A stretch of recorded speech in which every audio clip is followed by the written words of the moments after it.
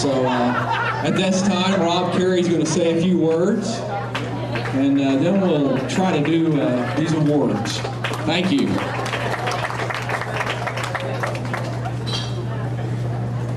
Where'd Susie go? Oh, I took my daughters fishing on the bay today. Oh, Susie? So okay. I'm learning from a pro here.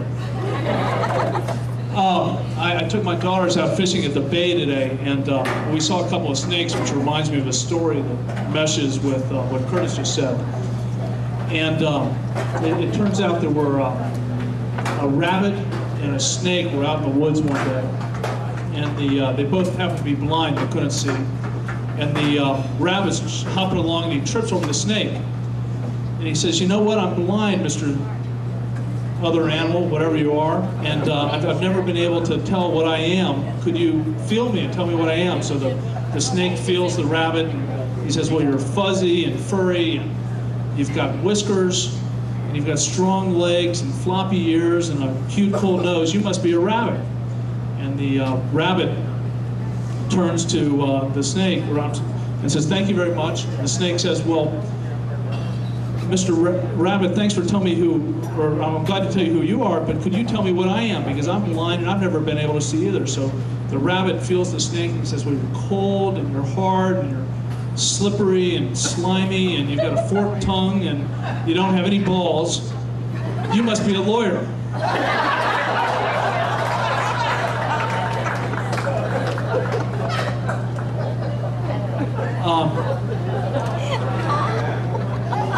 I am a lawyer in Washington, D.C. There are 600,000 people who live in Washington, D.C. and 250,000 lawyers. That's the honest to goodness truth. And they're breeding, they're multiplying, they sue each other, and I actually spend a lot of my time, believe it or not, representing lawyers who have been sued by other lawyers. And I got hired by the firm that I work at for the first time. One of the things I put on my resume is that I was a tour guide in the Mark Twain Cave. And they thought that was one of the best job credentials you could ever have as a lawyer, because you can tell stories, and especially in my case, or the types of clients we represent, you know, I could tell stories about Tom and Becky and Huck until we thought of what the actual defense was going to be to the case. And it's worked out fairly well. But I tell my kids lots of stories about Hannibal, because I always find that it's what I always come back to. And I see Cindy Meyer here tonight, and I tell them the story about the time that she caught 5 fish and I didn't catch any, and how they're going to be great fisher people like she was. And I tell the story of high school football, and I usually leave out John Bringer's antics and some of his better expressions, because I don't want to scare them or frighten them at an early age. Which reminds me, by the way, you know, I was back this fall, and John Bringer was about 32, I think, when we were seniors in high school, which means he was 5 or 6 years younger than we are now, which, you know, I just find remarkable. And I listen to this music, which is the music that we like, and I still am very fond for when I hear it on the radio. And that's kind of the equivalent of 50s music, which I thought was totally old fogies music when we were kids, or when we were in high school. I'll tell one more story, and then I get a little more serious. I went out east because I thought I wasn't big enough or fast enough to play football in Missouri, and in college, and that turned out to be true. I didn't play very much in little old New England either. I sat on the bench most of the time. And when I first met my wife, one of the things I told her is, well, I played college football at Dartmouth College, but I played 4 years, but I rode the pine most of the time that I was on the team. Well, I was trying to be modest, which actually happened to be the truth, and she thought that, well, that must be some great honor, like being the quarterback or the captain or the monster back or the strong safety or something. So she proceeded to tell all of her friends that she was dating a new guy, and he's very modest, and he won't tell you about it, but he rode the pine for 4 years on the Dartmouth football team, until finally I caught her saying that in front of a group at some muckety-muck Washington party, and I, you know, put an elbow in her ribs, and we then had kind of a full day devoted to a football clinic and teaching her what we learned here in the Midwest about football. I now have 2 daughters who play soccer, which is shocking because, of course, I grew up in the era where soccer was the reason that Germany lost the war, and it was a communist plot to undermine American football, which is what we were taught by our now superintendent of schools. As Curtis said, and it's harder for Curtis to say because he was on the committee, but it's for somebody who's been kind of out of touch like I am, we are very, very appreciative of the people who spent so much time planning this event, getting us all together, and they say it wasn't that hard, but this is a very busy time of life, as I'm sure everybody knows, and we're very appreciative of them for getting us all together.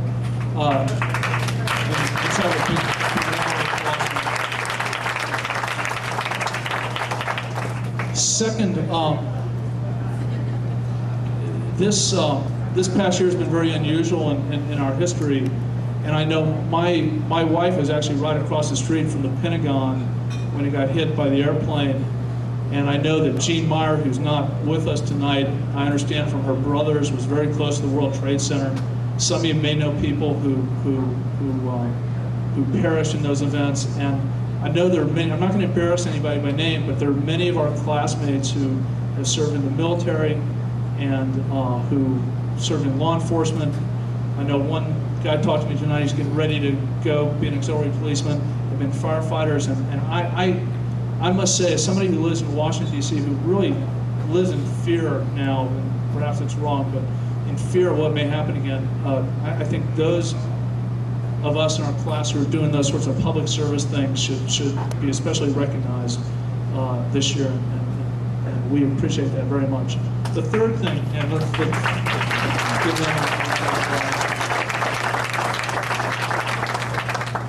and the third thing is, I may leave somebody out here, but I think it's appropriate this weekend, and don't need to do it now, but I think in everybody's own way, they ought to take a moment or two this weekend to remember those of us in our class who aren't with us, who've passed away.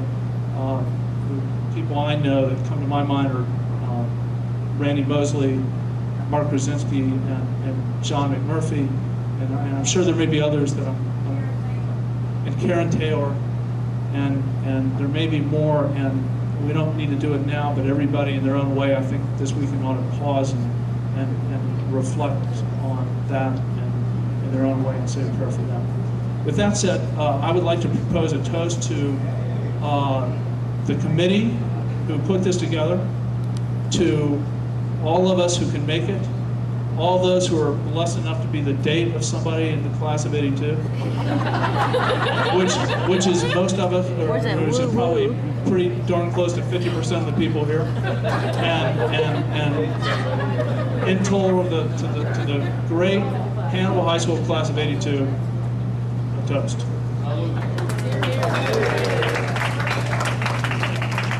Have I given you enough time to?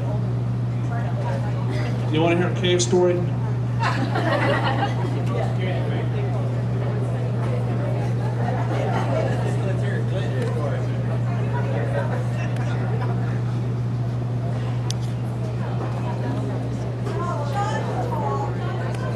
Yeah, John Dwornik.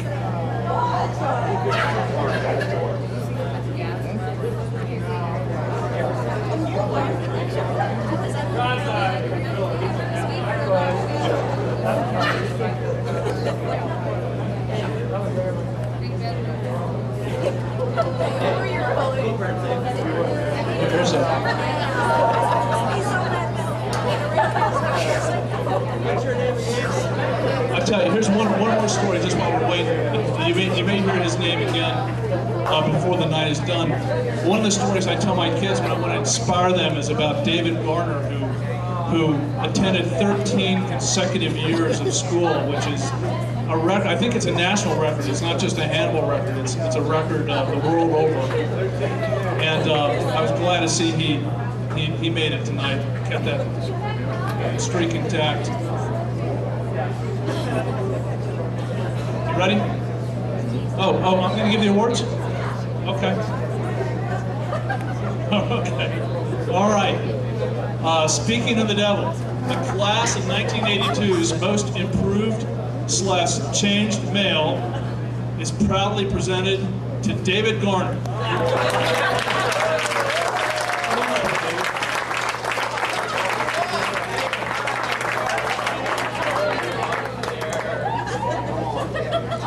Still looking the same from the chin up. I'm the same guy.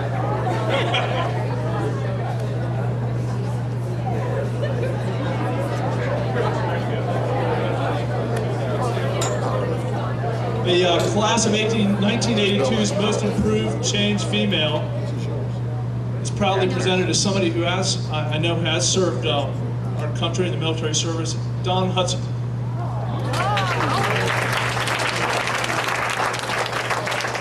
I think just left.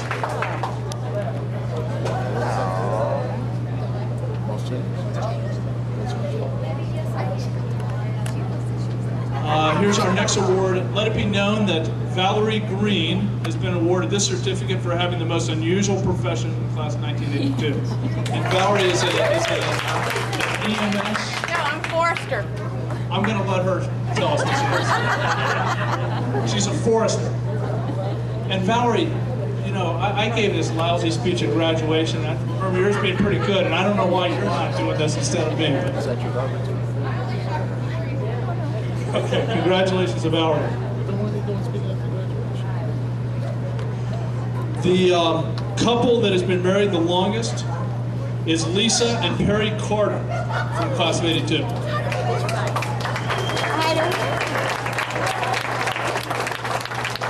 How many years? I got married right out of high school. We were married a year later. Your husband back? The person who traveled the furthest is Malou Avalon. Yay, Malou! From Los Angeles, California. Yes, you have to go out. Came this far, honey. Go ahead.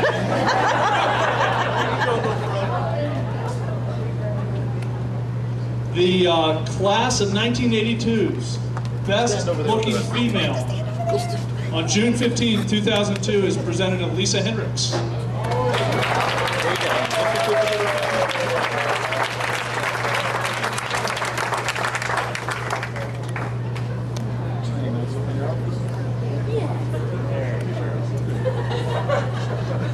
The class of 1982's best looking male is presented to Don Johnson Warnick.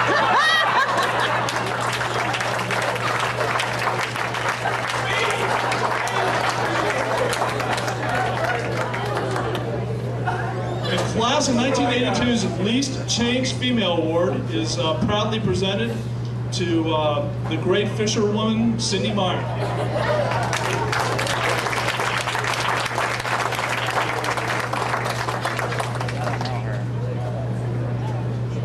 The class of 1982's Least Changed Male Award is proudly presented to a guy who I also voted for best looking, Curtis Whitlock.